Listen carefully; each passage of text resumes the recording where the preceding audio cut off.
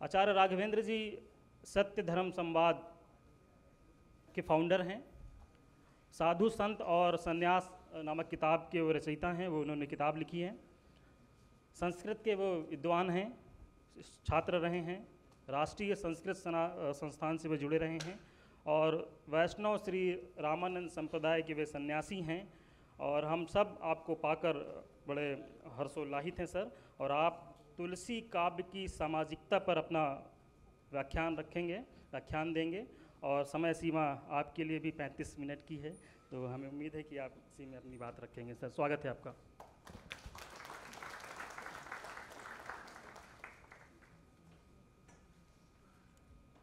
दिक्कालाद्यान वंशिन्नानंत चिन्मारत मूर्तये स्वानुभूतये कमानाय नमः शांताय तेजसे। वागर्था विवर्षं पृक्तौ वागर्था प्रतिपत्तये जगतः पितरौ वंदे पार्वती परमेश्वरौ। इस सभागार में बैठे आप सभी विद्वज्जन, विदुषीजन, छात्र छात्राएं और इस पूरे विश्वविद्यालय परिसर को शिला धर्मा न बनाकर आकाश धर्मा बनाने वाले अनाश्रितः कर्म फलम कार्यम कर्म करोति यः सन्यासी च योगी च न निरग्निर्चाक्रियः। यह श्लोक जो चरितार्थ होता है समादरणीय श्री रामाशंकर सिंह जी पर, उनका कोटिशः आभार कि तुलसीदास की सामाजिकता जो निरंतर आलोचनात्मक दृष्टि से विवाद की विषय रही। पिछले 3 दिनों से हमने विद्वानों को सुना।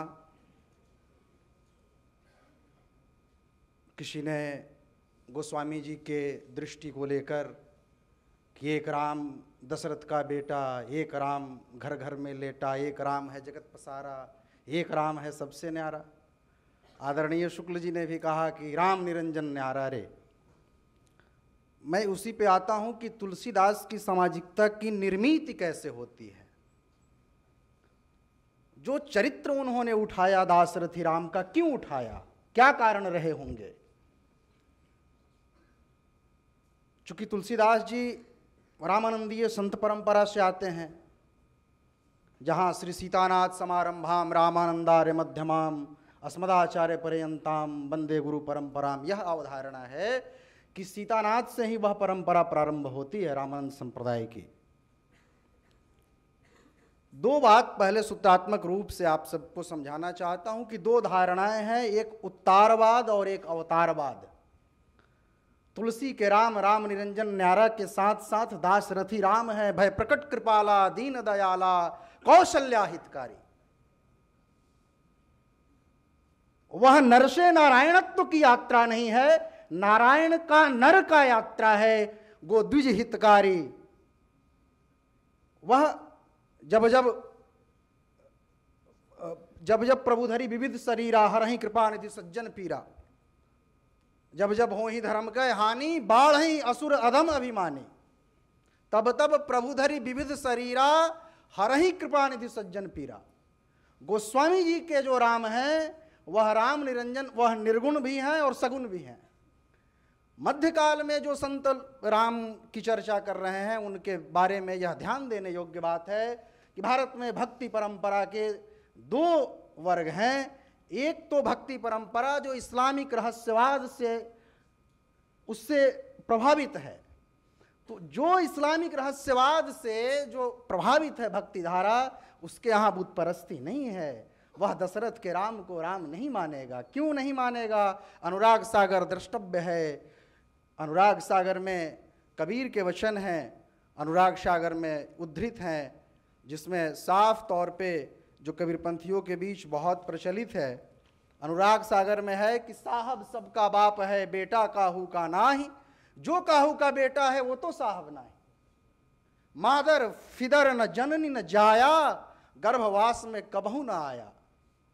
यह अवधारणा समाज में स्थापित हो रही है कि जो ईश्वर है वह जन्म नहीं ले सकता, जो परब्रह्म परमेश्वर है वह जन्म नहीं ले सकता। और ध्यान दीजिए कि बालकांड में बालकांड से लेकर राम कथा जो रामचरितमानस में अन्य अन्य जगह हो रहा है, वहां सबको यह संशय है कि क्या यही रामदास रथी राम ही परब्रह्म राम है। महर्षि भरद्वाज मुनि बसहि प्रयागा, उनके यहाँ भी जब याज्ञवल्क्य और भरद्वाज का जब संवाद होता है तो वो भी यही अवधारणा प्रस्तुत करते हैं कि क्या वही ये राम है। सती को जब विमोह होता है कि ये दशरथ के राम जो वन वन घूम रहे हैं, क्या ये वही राम है जिसको हमारे पतिदेव भूत भावन महादेव नतमस्तक हो रहे, क्या वही राम है। शंकरु जगत वंद जगदीशा, सुर नर मुनि सब नावत सीसा। ऐसे शंकर किसका प्रणाम कर रहे हैं? तिन नृप सुतहि किन्न परनामा, कही सच्चिदानंद परधामा। सती को भी यह व्यामोह है। और मध्यकाल में यह ध्यान देने योग्य बात है कि मध्यकाल में यह व्यामोह पूरा बढ़ा है। मध्यकालीन संतों की रचनाओं में आप बार बार देखेंगे, अलखिया संप्रदाय है, नाथ पंथ है, जहाँ कोई उत्तारवाद की अवधारणा है, अवतारवाद की अवधारणा नहीं है। पूरा मध्यकाल यदि 2-3 कवियों को छोड़ दें तो चाहे संत रविदास हैं, फिर उत्तर मध्यकाल में बिहार वाले दरिया साहब हैं। दरिया साहब बिहार वाले का बहुत अद्भुत एक वचन है कि धर्म राय काबू करी डारा, एको जीव न होय उबारा। और वह अपने को उद्घोषित करते हैं कि यहाँ दरिया वहाँ दास कबीरा, कि मैं ही कबीर था वहाँ काशी में और यहाँ दरिया के रूप में मैं अवतरित हुआ हूँ। और उनकी भी पूरी अवधारणा ये है कि जो दाशरथी राम है वह परब्रह्म राम नहीं है।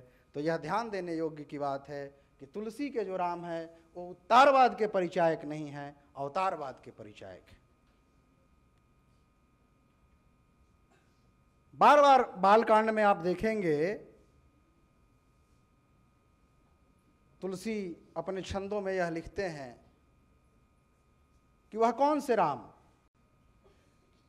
सगुण निर्गुण का वो समावेश समायोजन करते हैं। जोशी जी ने जॉर्ज अब्राहम ग्रियर्सन का उल्लेख किया था उस दिन कि उन्हें बुद्ध के बाद उत्तरापथ का सबसे बड़ा लोकनायक कहा। क्यों? क्योंकि वो समन्वयवादी हैं, अपने काल के, अपने समय के वो सबसे बड़े प्रगतिशील हैं तुलसी। जब तुम संगीत में देख सकते हो, प्रकृति में ईश्वर को देख सकते हो, अन्यत्र देख सकते हो, तो क्या दशरथ के यहाँ वह राम अवतरित नहीं हो सकता? शांडिल्य भक्ति सूत्र बड़ा हम लोगों के यहाँ पवित्र धर्म ग्रंथ है और पठनीय है। वहाँ भक्त यह अभिलाषा करता है, यह अपेक्षा करता है कि हे परब्रह्म परमात्मा, हे महाशक्ति, हे अस्तित्व, मैं तुम्हारे इतना बड़ा नहीं हो सकता, मैं तुम्हारे इतना विराट नहीं हो सकता, मैं तुम्हारे समकक्ष विशद नहीं हो सकता, इसलिए तुम क्षुद्र हो जाओ, छोटे हो जाओ, मैं तुम्हारी अभ्यर्थना करूं।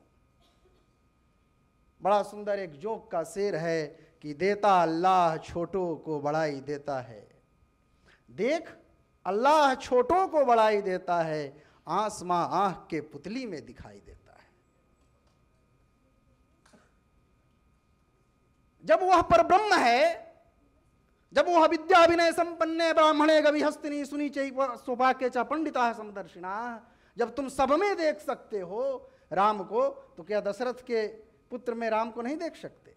तो ये जो पनपने वाली जो अवधारणा है मध्यकाल में, उस अवधारणा को विखंडित करने के लिए, और चूंकि एक बात और ध्यान देने योग्य है, गोस्वामी जी रामचरितमानस में बार बार वर्णाश्रम धर्म और वेद शास्त्र सम्मत भक्ति की संपुष्टि के लिए रामचरितमानस में उद्घोषणा करते हैं। गोस्वामी जी के यहाँ वर्णाश्रम धर्म का निरंतर उद्घोषणा है, निरंतर यह पीड़ित दिखाई देते हैं वह कवितावली में, दोहावली में, मानस में, कि जो संसार की स्थिति जो बिगड़ी हुई है वो इस कारण बिगड़ी हुई है कि लोगों ने वर्णाश्रम व्यवस्था को त्याग दिया है। आचार्य रामचंद्र शुक्ल, आचार्य हजारी प्रसाद द्विवेदी और भी तुलसी पर अध्येताओं ने जो भी लिखा है उनका यह स्पष्ट मानना है कि तुलसी वेद मूलक शास्त्र सम्मत भक्ति के परम हस्ताक्षर हैं और वह उसको स्थापित करते हैं। अब मैं अपने विषय पे आता हूं, तुलसी के सामाजिकता पर। मध्यकाल में क्यों ऐसे संतों की व्यापकता हुई जिन्होंने राम निरंजन न्यारा रे की अवधारणा प्रस्तुत की। आप निरंतर देखते हैं कि देव मूर्तियों को, देव प्रतिमाओं को, देव मंदिरों को निरंतर विखंडित किया जा रहा है। सामान्य जनता को तो यह अवधारणा होगी ही कि कैसा भगवान है जो अपनी मूर्ति नहीं बचा पा रहा, जो अपना मंदिर नहीं बचा रहा, जो अपने अर्चकों के प्राण को नहीं बचा रहा, वो मेरा क्या प्राण बचाएगा? होगी या नहीं होगी? तो मध्यकाल में ऐसे लोगों की, ऐसे संतों की, ऐसे भक्तों की अवधारणा प्रस्तुत होती है। और एक बात और ध्यान देने योग्य है, हिंदू धर्म इस संसार को चक्रवत देखता है। आप देखें कि जब भी समाज में एक अतिरेक बढ़ा, दूसरे तरफ के आचार्य लोक से ऐसे महापुरुष जन्म लेते हैं और उस अतिरेक का प्रतिवाद करते हैं। आप देखते हैं कि जब यज्ञीय हिंसा और यज्ञ में एक साथ 300 पशुओं की बलि होने लगी, उसके बाद फिर इस देश में अर्बन रिवॉल्यूशन होता है, नगरीय क्रांति, लोहा का खोज, बुद्ध, मक्खली गोशाल, आजीवक संप्रदाय, जैन, उपनिषद आते हैं और कहते हैं कि ये जो यज्ञीय हिंसा है वह डूबती हुई नौका की समान है। आज का जो वैष्णव संप्रदाय है, आज का जो हिंदू धर्म में जितना जो शाकाहार की प्रथा है, वह बौद्ध, जैन और उस समय के जो मक्खली गोशाल, आजीवक, इस तरह के जो संप्रदाय हैं, इसमें कहीं से कोई संशय नहीं कि उनके प्रभाव के कारण फिर हिंदू धर्म का ये स्वरूप बदला। निरंतर अंतर्शुद्धि की प्रक्रिया चल रही है हिंदू धर्म में। जब भी समाज एक हद से दूसरे हद की ओर जाता है तो अंतर्शुद्धि की प्रक्रिया हिंदू धर्म में प्रारंभ हो जाती है। और तुलसी उस अंतर्शुद्धि के ही एक नायक हैं, उस अंतर्शुद्धि के ही एक अध्याय हैं। प्रश्न यह है कि जब आप यह अवधारणा कर लोगे आत्म साधना के दृष्टि से, तो वह जो राम निरंजन न्यारा रे, साहब सबका बाप है बेटा काहू का नाही, जो काहू का बेटा है वह तो साहब नहीं। आत्म साधना, स्वसाधना के लिए यह तो उचित है, लेकिन लोक धर्म के दृष्टि से जहाँ ज्ञान, कर्म और भक्ति का समन्वय हो, उस दृष्टि से यह संभव नहीं है कि समाज इससे चल सके। सब लोग समाज में कलेक्टर ही हो जाएंगे तो फिर समाज कैसे चलेगा? सब लोग समाज में एक समान ही हो जाएंगे, विविधता नहीं रहेगी समाज में, विविधता नहीं रहेगी व्यवस्था में, तो समाज संचालित कैसे होगा? तो समाज के गिरते प्रतिमानों, आज इनलाइटमेंट और एनर्जी का जो बड़ा बाजार चला हुआ है यहाँ से लेके पश्चिम तक, ठीक उसी तरह एक दौर चला है जहाँ सब कोई कह रहा है कि मैं सिद्ध हूँ, मैं सिद्ध हूँ, मैं सिद्ध हूँ, मैं सिद्ध हूँ। और उसके प्रतिवाद में तुलसी अपनी काव्य की रचना करते हैं। जीवन के 50 वसंत देखने के बाद उनकी रचनाएं प्रारंभ होती है। संपूर्ण भारत की यात्रा, श्याम सुंदर दास ने जो गोस्वामी जी की जीवनी लिखी है, उसमें उनके रामेश्वरम यात्रा से लेकर बद्रीनाथ, केदारनाथ, नर्मदा आदि के यात्राओं का उल्लेख करते हैं। और उसके बाद यात्राओं के द्वारा ही आपकी बुद्धि विशद होती है।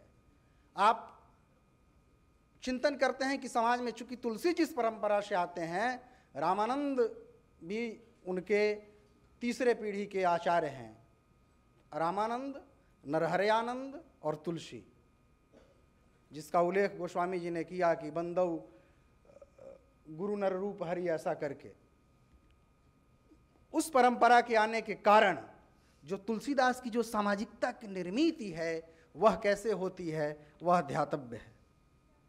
तुलसीदास की सामाजिकता की निर्मिति इससे है, आपको ध्यातव्य हो कि जब स्वामी रामानंद संपूर्ण देश भ्रमण करके और जब आते हैं काशी पंचगंगा पे अपने गुरु राघवानंद के यहाँ, तो उनको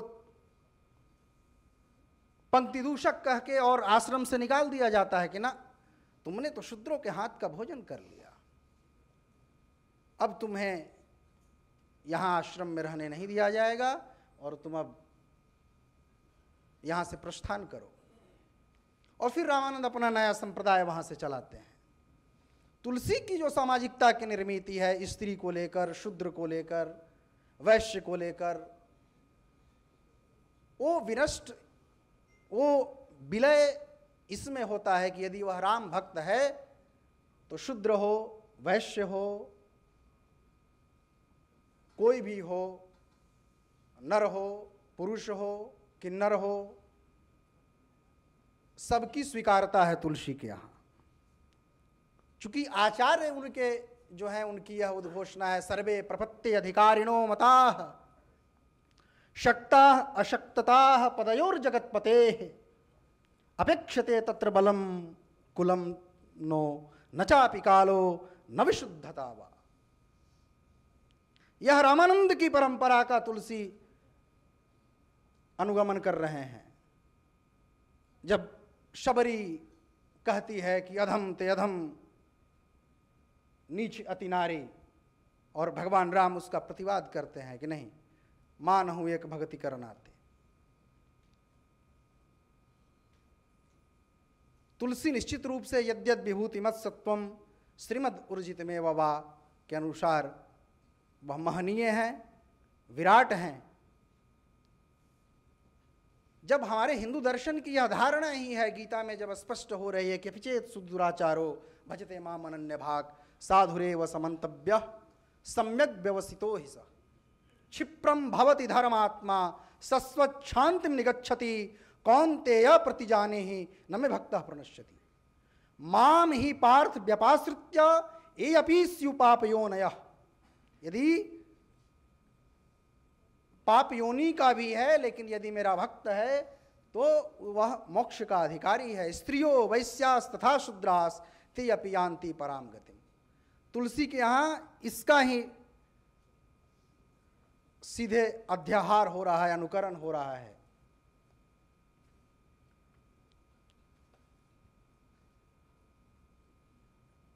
बार बार तुलसी जिन विषयों पर, यह राजनीति का विषय नहीं होना चाहिए, यह तो संवाद का ही विषय होना चाहिए, एकालाप का विषय नहीं होना चाहिए।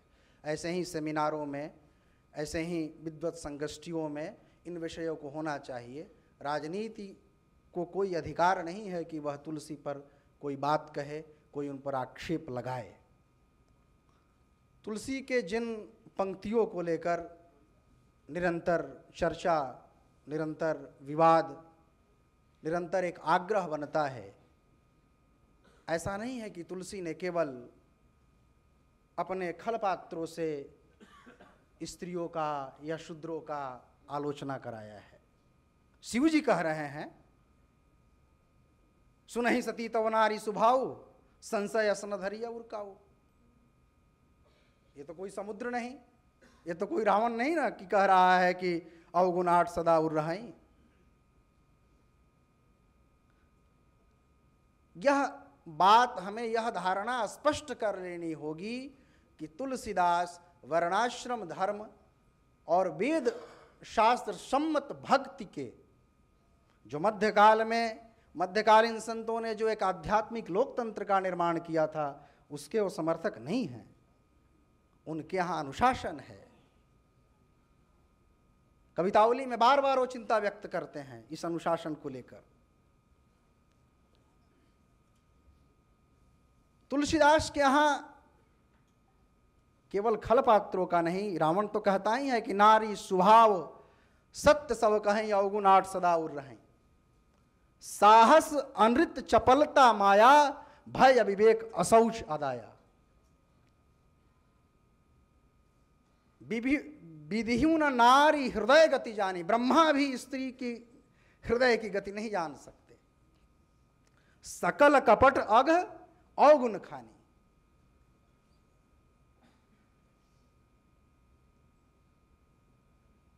तुलसी के जीवन में नारियों को लेकर एक आग्रह है।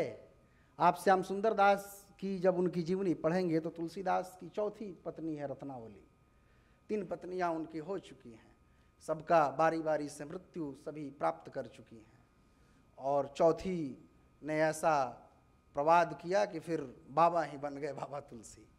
तो ये पूर्वाग्रह कल ही शुक्ल जी चर्चा कर रहे थे कि आदमी त्रिगुणों से मुक्त हो ही नहीं सकता, बिरला।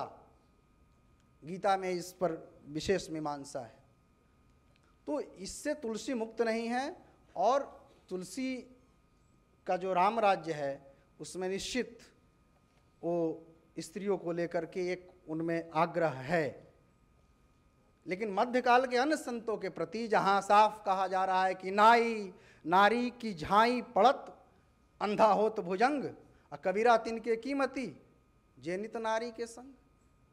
तो जो बहुत बुद्धिजीवियों में बहुत प्रिय हैं कबीर, उनके यहाँ भी ये अवधारणा है। इससे इसलिए मुक्त हो जाने की आवश्यकता है, और तुलसी को अपशब्द या समालोचन तो ठीक है, आलोचन ठीक नहीं है। और तुलसी कई बार नारी और नर का दोनों का प्रशंसा करते हैं, खास करके काशी के परिप्रेक्ष्य में, कि यहाँ रहने वाले नारी और नर दोनों मेरे बंदनीय हैं। लोक वेदहूँ विदित वाराणसी की बड़ाई, बासी नर नारी इस अंबिका स्वरूप है, कि यहाँ रहने वाले सारे नर नारी तो भगवान शिव और भगवान माता पार्वती की स्वरूप हैं। और एक और प्रायोगिक बात, जमीन की बात आपको बताऊं, कि आप जानते हैं कि स्त्रियों के लिए, वैश्यों, स्त्रियों के लिए, शूद्रों के लिए गायत्री का जप निषेध है, स्मृतियुक्त विधि निषेध में। स्मृति को मानने वाले जो भी स्मार्त संप्रदाय हैं वो इसकी खुलेआम मंच से इसका वकालत भी करते हैं। लेकिन जो तुलसी की रामचरितमानस ने लोक में जो प्रभाव डाला कि आज वहीं धर्माचार्य गायत्री की जगह कि आप गायत्री नहीं जप सकते, आप इस मंत्र को जपिए, जनक सुता जग जन निजान की, अतिशय प्रिय करुणा निधान की। एक बात और ध्यान देने योग्य है कि जैसे जीसस को रोम ने मारा और फिर जिलाया, रोमन्स नहीं होते तो जीसस इतना प्रचलित नहीं होते। तुलसी के साथ ये समस्या है कि तुलसी को काशी के जिन ब्राह्मणों ने, जिन संस्कृत निष्ठ रूढ़िवादी पंडितों ने तुलसी के साथ जो प्रवाद किया, आज तुलसी उनके लिए सबसे बड़े बाजार हैं, तुलसी उनके लिए सबसे बड़े आचार्य हैं, तुलसी उनके लिए सबसे बड़े समाज में जीविका के साधन हैं। ठीक जैसे जीसस के साथ रोमन्स ने किया, ब्राह्मणवादी रूढ़िवादी लोगों ने वही काम तुलसी के साथ किया।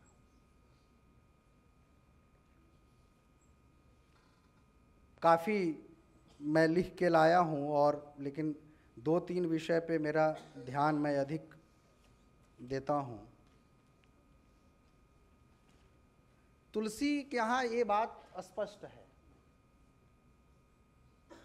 जब वो कबंध वध में जब कहते हैं कि तापत शापत पुरुष कहंता, और फिर आगे की चपाई है कि पूजिए विप्र शील गुणहीना, शूद्र न गुणगण ज्ञान प्रवीण। सर ध्यान दीजिएगा, रमा सर, जो लोग तुलसीदास को बहुत समरसता के महाअधिवक्ता के रूप में प्रतिस्थापित करते हैं, एक मेरे मित्र हैं आचार्य, नाम नहीं लूँगा, अभी बात हुई तो कहे अरे महाराज बाबा आदमी हो के और जाइएगा तुलसी बाबा पर ही सब बात कीजिएगा। हम कहे कि भाई हम भी अपना एक बाबा हैं, हम भी अपना कुछ कहेंगे। तो कहे कि वो केशवदास का वो है एक दोहा, आप तो इसके अनुसार वो पूजिए विप्रशील गुणहीना, ये गलत हो जाएगा, या जो सुंदरकांड में जो चौपाई है जो बहुत आलोच्य है, ढोल गमार शूद्र पशुनारी, कि उसमें श्लेष अलंकार हो रहा है। हम कहे भाई श्लेष अलंकार भी करोगे तो ताड़ना शब्द का कौन से व्याकरण में समझाना, या उसको ढोलक की तरह तार संवार के और उस पर नादे धिन्ना करना होता है।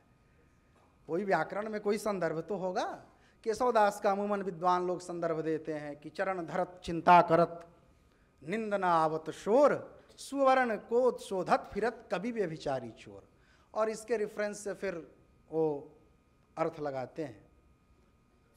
हमारे यहाँ हिंदू दर्शन, हिंदू समाज में यह स्थापित धारणा रही है कि ब्राह्मण कैसा भी है वो पूजनीय है। आज भी यह धारणा लगभग है। आचार्य चाणक्य ने लिखा है कि शूद्र यदि पतित भी, द्विज यदि पतित भी हो तो भी वह पूजनीय है, और शूद्र यदि गुणवान भी हो तो भी वह निंदनीय है। जहाँ तक ये बात आती है कि तुलसीदास यदि ब्राह्मणवादी होते तो रावण की महिमा गाते, राम की क्यों गाते? उनको यह ध्यान देने योग्य है। मनुस्मृति का एक श्लोक कहता हूँ कि गुरुर्वा बाल वृद्ध वा ब्राह्मणो वा बहुश्रुतम आतताई नमायंतम हन्या देवा विचारयन। यह स्थापित धारणा है कि आतताई कोई हो वह वध्य है। तो तुलसीदास बहुपठित हैं, बहुश्रुत हैं, वह क्यों? और इस तरह की बातें कि तुलसीदास यदि रावण की महिमा गा देते यदि ब्राह्मणवादी होते तो। यहाँ तुलसीदास ब्राह्मणवादी या समरसतावादी होने की बात नहीं है। तुलसीदास वेद शास्त्र सम्मत भक्ति के संप्रदाय, जो रामानंद संप्रदाय, जो उस समय के काल में रामानंद स्वामी के बाद पुनः दक्षिण के ब्राह्मणों के वर्चस्व में आ गया। रामानंद जी दासरथी राम की यात्रा से लेकर वह परम राम की यात्रा के वो बड़े आचार्य हैं। नागरी प्रचारणी सभा से एक प्राप्त हुई है रामानंद जी की हिंदी की रचना, जिसमें एक पद है कि जहाँ जाइए तहाँ पाषाण, जहाँ वो तीर्थ की आलोचना करते मिलते हैं। और दबिस्ताएँ मजाहिब एक ग्रंथ है, एक ट्रैवलर आया भारत में, मोहसिन फ़ानी, वो बनारस में 3-4 रामानंदी साधुओं से मिलता है। उस समय 1700 के लगभग में, 1683-84 के लगभग में वो जो रामानंदी साधु हैं वो मूर्ति पूजा करते हुए नहीं मिलते।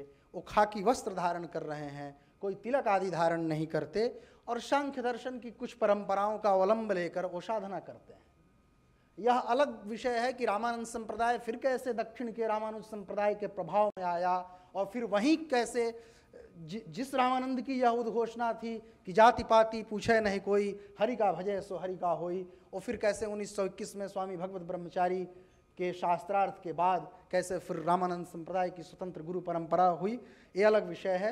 हमारा विषय यह है कि पतितोऽपि द्विजो श्रेष्ठा न च शूद्रो जितेन्द्रियः। यह जब चाणक्य यह अवधारणा प्रस्तुत करते हैं कि शूद्र यदि पतित भी है, शूद्र यदि जितेंद्रिय भी है तो वह श्रेष्ठ नहीं है, और द्विज यदि पतित भी है तो वह श्रेष्ठ है। और इसी अवधारणा को तुलसीदास बार बार पुष्ट करते हुए दिखते हैं कि तापत शापत पुरुष कहंता और विप्र पद पूजिए, विप्र पद पूजिए यह कही संता, ऐसा करके, और पूजिए विप्रशील गुणहीना शूद्र न गुण गण ज्ञान प्रवीणा।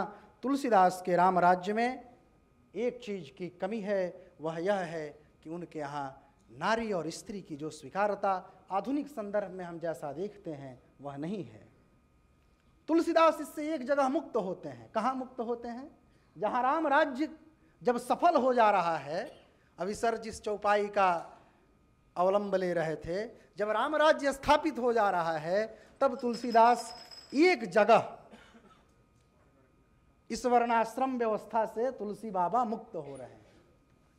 जब वो वर्णन करते हैं नदी आदि का तो वहाँ वो लिखते हैं राज घाट सब विधि सुंदर बर मज्जहि तहाँ वरण चार्योवर। राम राज्य की अवधारणा में एक जगह तुलसीदास जी की, अच्छा, तुलसीदास जी के वर्णाश्रम की यह वैशिष्ट है कि उनके यहाँ अस्पृश्यता नहीं है। वह अस्पृश्यता क्यों नहीं है? रामानंद के परंपरा के कारण। वह अस्पृश्यता क्यों नहीं है? देश भ्रमण के कारण। वह कवितावली में तो साफ लिखते हैं कि जाति के, सुजाति के, कुजाति के पेटागी बस, मैंने सबके अन्न खाए, जाति का अन्न खाया, कुजाति का अन्न खाया, सुजाति का अन्न खाया। और बहुत प्रसिद्ध, कई लोग इसको कह ही चुके हैं कि धूत कहो अवधूत कहो। तो तुलसीदास व्यवहार में वर्णाश्रम धर्मी नहीं है, व्यवहार में जातिवादी नहीं है, व्यवहार में ब्राह्मण धर्म की स्थापना नहीं कर रहे हैं, लेकिन सिद्धांत में निरंतर वह ब्राह्मण धर्म, वर्णाश्रम धर्म, जाति व्यवस्था का अवलंब ले रहे हैं और अपनी रचनाओं में यह निरंतर चिंता व्यक्त कर रहे हैं। चाहे काशी में महामारी आई हो या देश में जो लोग की विपन्नता लोगों में खूब है, अपनी बेटी तक को बेच दे रहे हैं, बेटा तक को बेच दे रहे हैं, व्यवहार में नहीं है, लेकिन सिद्धांत में वह वर्णाश्रम धर्मी ब्राह्मण धर्म के पुनर्व्याख्याता, पुनर्संस्थापक और वह स्मृत्योक्त स्मारतियों के वह पुनर्स्थापक हैं। यह निर्विवाद रूप से हम सबको अध्ययन करने के पश्चात यह मैं कह रहा हूँ स्वीकार करना चाहिए और इस विषय को लेकर बहुत आलोचनात्मक नहीं होना चाहिए। राम राज्य पर 5 मिनट शेष है, रख देता हूँ, क्योंकि राम राज्य का बहुत उद्घोष हम सब सुन रहे हैं। राम राज्य की उद्घोषणा में हम लोग जी रहे हैं कि हम लोग राम राज्य की ओर जा रहे हैं। तो राम राज्य कैसा था, 2 मिनट में अपनी बात कह के और समापन करता हूँ। देखिए, अभी रमा सर ने भी एक दिन छठ को लेकर एक फेसबुक पे लिखा था कि नाला में लोग, दिल्ली में नाली में स्नान कर रहे हैं छठ के दिन और वहाँ अर्घ दे रहे हैं। तो राम की पूजा करते करते, राम का लिटरल मीनिंग अर्थ लगाते लगाते हम किस दौर में आ गए हैं, चिंतन करने योग्य है। राम राज्य में नदियों की क्या स्थिति है, वो बहुत दिव्य है। राम राज्य में धर्मगुरुओं की क्या स्थिति है। किसी भी समाज में जब ज़्यादा आचार्य बढ़ जाएं, ज़्यादा धर्मगुरु बढ़ जाएं, ज़्यादा पुरोहित बढ़ जाएं, तो समझ जाइएगा कि समाज अत्यंत नैतिकता के अधमता की ओर जा चुका है। तो तुलसीदास के राम राज्य में धर्मगुरुओं की भी बाहुलता नहीं है। तुलसीदास के राम राज्य में सरयू किनारे कहीं कहीं सन्यासी रह रहे हैं। अभी वर्तमान में अयोध्या जैसे 5 स्टार होटल नहीं बने हैं सन्यासियों के, तो उनके यहाँ कहीं कहीं सन्यासी बने हैं और नदियों की बहुत सुंदर व्यवस्था है। उत्तर दिशा बहाई सुहावन त्रिविध शरीरा, एयर क्वालिटी का भी अभी चल रहा है। नए राम राज्य में एयर क्वालिटी बहुत खराब चल रहा है, एयर फ्रेशनर लगाना पड़ रहा है। तो राम राज्य की जो अवधारणा है वहाँ क्या है कि बहाई सुहावन त्रिविध समीरा, भाई सरजू अति निर्मल नीरा, सरिता सकल बहाई बरबारी, शीतल अमल स्वाद सुखकारी, दुरी फराग रुचिर सो घाटा, जहाँ जल पियई बाजी गज ठाटा, पानी घाट परम मनोहर नाना, तहाँ पुरुष करहीं स्नाना, राजघाट सब विधि सुंदरवर, मज्जहि तहाँ वर्ण चारेवर। और सन्यासी कैसे रहते हैं, तो कहूँ कहूँ सरिता तीर उदासी, बसहि ज्ञान रत मुनि सन्यासी। और वो सन्यासी वहाँ तप तपस्या त्याग तितिक्षा का जीवन जी रहे हैं और लोक मंगल की कामना कर रहे हैं। आप सबका कल्याण हो और यह ध्यान रहे कि हिंदू धर्म इस स्थापना को बहुत पूर्व में महाभारतकार महर्षि वेद व्यास ने यह कह दिया कि भवति अधर्मो धर्मो ही धर्मा अधर्मा उभावपि कारणात् देश कालः सतादृशः। जो किसी काल में धर्म होता है वह किसी काल में अधर्म हो जाता है, और जो किसी काल में अधर्म होता है वह किसी काल में धर्म हो जाता है। तो तुलसीदास की यह विवशता है उस काल में जब अलखिया और जब ऐसे सूफीवाद और रहस्यवाद से प्रभावित हिंदू धर्म पतनता की ओर जा रहा है। तो तुलसीदास यह बार बार कवितावली में फिर साकार ब्रह्म का और दाशरथी राम की स्थापना प्रस्तुत करते हैं। यह अवधारणा आप सबके बीच भी रहे कि भवति अधर्मो धर्मो ही धर्मा अधर्म उभावपि कारणात् देश कालस्य तादृशी। आप सबने बहुत प्रेम से सुना। सिया राम मैं सब जग जानी, करहूँ प्रणाम जोरी जुग पाणी। आप सबको बहुत बहुत आपके हृदय में बैठे परमात्मा को प्रणाम। जय श्री राम।